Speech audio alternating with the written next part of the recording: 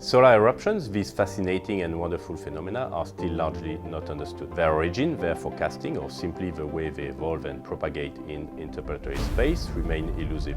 They impact the Earth, our technologies, human exploration, but also our imagination, with fairy and amazing auroras, for example. But all of this is no magic. It all results from rich, complex and exciting physical phenomena that our community strives to explain. We are the French scientific community working on solar terrestrial and heliospheric research. Our scientific goals are actually far-reaching. They indeed comprise research on the solar dynamo, as well as the sun's activity, including flares and eruptions, the solar wind, Earth's magnetosphere, and ionosphere, the magnetospheres of other planets, and the large-scale heliosphere and space weather. Making discoveries in these fields not only requires to work in the fascinating framework of plasma physics, but it also involves the development of state-of-the-art solutions in a wide variety of applications such as theory, numerical simulations, instrumentation, and even satellites, as well as laboratory experiments. The French community is strong with a long heritage. It is composed of 200 to 300 researchers, students and postdocs. There is a good gender equity with about 40% women recently recruited in the field, which is quite good for physics overall. We now present the main research themes of our community, which are being studied in most laboratories and well spread over the territory. The Sun sets the base for our entire space environment. The complex dynamics of the ionized matter in its interior leads to the generation of a large-scale magnetic field through dynamo action. This magnetic field has its moods, and its north and south poles reverse every 11 years due to the internal nonlinear dynamics. This cycle has been measured for several centuries. With these reversals, our star also passes from calm states to phases of extremely intense activity. This same magnetism shapes our star's atmosphere as well as the plasma interplanetary environment. Understanding this magnetism is simply understanding the source of all the variability that reigns around our Earth. But that's not all. Thanks to its proximity, we can study the Sun's magnetism in its very details, making the Sun the cornerstone of our understanding of the fundamental building blocks of the universe, the stars. On the Sun's surface, the photosphere, this magnetism is reflected in the presence of sunspots, which are darker and cooler than elsewhere. Above the surface, it plays a major role in heating the Sun's atmosphere to several million degrees by waves and turbulence. The surface is at less than 6,000 kelvins. In particular, above sunspots, active regions are formed by loops of plasma emitting in the ultraviolet, whereas the cornel holes from which the magnetic field opens out into interplanetary space are darker because they are cooler and less dense. Prominences are clouds of plasma that are much denser and colder than the corona, held in suspension by the magnetic field. The stabilization of this field can cause flares with strong light emission in wide wavelength ranges and eruptions with potentially the ejection of billions of tons of plasma into space in events called coronal mass ejections. The solar atmosphere, or solar corona, which can be observed directly during solar eclipses, is at several million degrees and is not in thermodynamic equilibrium with the interstellar medium. This is at the origin of the magnetized plasma flux from the Sun, called the solar wind. The solar wind plasma is a completely ionized gas, very rarefied, just few particles in centimeter cube at the Earth's orbit, and it is turbulent. Fast solar wind speeds up 800 km per second come from the coronal holes, dark regions of the photosphere of the Sun. Slow wind with 300 km per second originates from the closed field lines regions, which are brighter. Solar wind expansion is non-adiabatic. It seems that there is a source of heating all along a journey across the heliosphere. Interactions between fast and slow streams and the propagation of coronal mass ejections maintain electromagnetic turbulence, which can be at the origin of this puzzling expansion. So how does the solar wind affect our planets?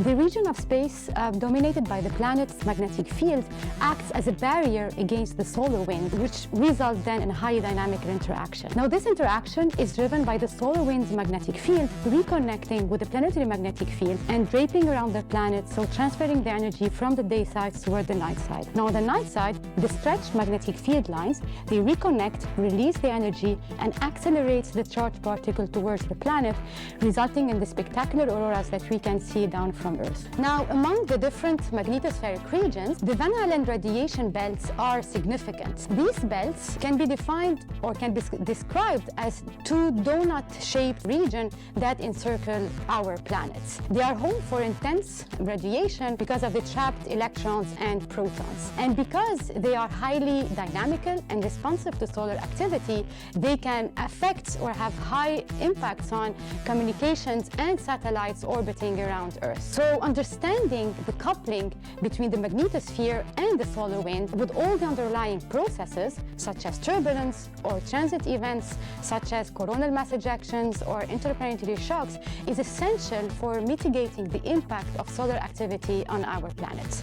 In the complex relationship between the Sun and the Earth, the upper atmosphere, located above 100 km altitude, plays a fundamental role. It is a key region where most of the energy carried by the solar wind is deposited. Solar energetic radiation is responsible for the ionization of part of this atmosphere known as the ionosphere, creating ions and electrons by dissociation of its atoms and molecules. The ionosphere is also the site of the beautiful polar aurora produced by precipitation of charged energetic particles circulating in the magnetosphere and responsible for exciting the atmospheric constituents, which then emit light in specific wavelengths, red and green emissions for oxygen on Earth. The ionospheric charged particles can carry intense electric currents as a result of coupling with the magnetosphere and the solar wind, and they are enhanced during solar storms. These coupling processes also have a significant impact on the neutral part of the upper atmosphere, known as the thermosphere, causing its heating and modification of its density, compositions, and wind direction. But what happens around other objects in our solar system? Planets, comets and asteroids. How do they interact with our Sun? Some objects exhibit a protective magnetic field, some have an atmosphere and therefore an ionosphere, some have both and others have none. Planetary atmosphere may even escape in the interplanetary medium. Some are huge, like the magnetosphere of giant planets, and some are small, like the magnetosphere of Mercury. How do they compare to the Sun-Earth interaction system? Studying the nonlinear processes that shape the relations between the Sun and the various planets extends our understanding of Sun-Earth relations to planetology and habitability for the exploration of our solar system. Even more, it gives us fantastic examples of how exoplanets could look like and interact with their star. The Sun's influence through its magnetic field and the solar wind extends far beyond the planets. As the Sun travels through our galaxy, the solar wind carves a bubble-like region against interstellar matter called the heliosphere that acts as a shield against energetic cosmic particles. Both solar wind plasma and interstellar gas have pressure, and as they push against each other, they slow down and stop at about 150 times the Sun-Earth's distance. The exact size and structure of the heliosphere depends both on solar activity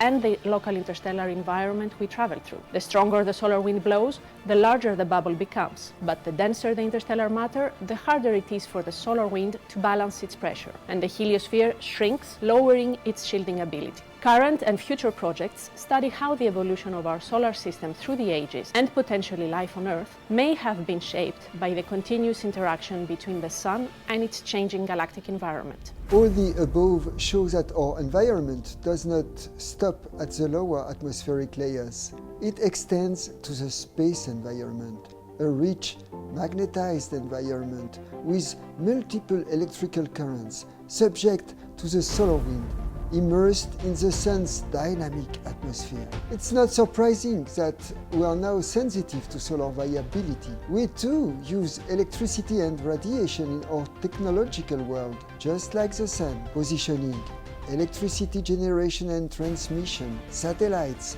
civil and military aviation, radar, communication, and of course, tourism with the magnificent polar lights. These are just some of the world's most important industries that are subject to the vagaries of the Sun. It was to understand and predict them that space weather was created. It is a new discipline at the interface between astrophysics, engineering sciences, and sociology. Because our technology is becoming increasingly complex and sensitive to solar variations, it is also a discipline destined to grow in importance. So as you just heard, research in our field is very rich and it covers a wide range of topics. On one hand, we clearly position ourselves on the side of fundamental research. And in this context, our primary goal is to understand better the physics of the natural phenomena that occur in our magnetized environment, from the depth of our Sun to the outer boundaries of the heliosphere. But on the other hand, we are also very much involved in the relatively more applied branch of our field, that is space weather, both on the side of the fundamental research ahead, which is necessary to eventually make better and more accurate predictions, and on the side of the development of applications that are in use by various agencies. Major advances have been made in recent years in solar physics, in understanding the microphysics of space plasmas and in their global consequences at Earth. Many discoveries have also been made in planetary exploration. Yet much remains to be understood and explored in our solar system. We are in a golden era for solar system studies, thanks to the many assets we have, such as space missions still ongoing and several still to come. It is the right time to join our community, and you may find more information on our website.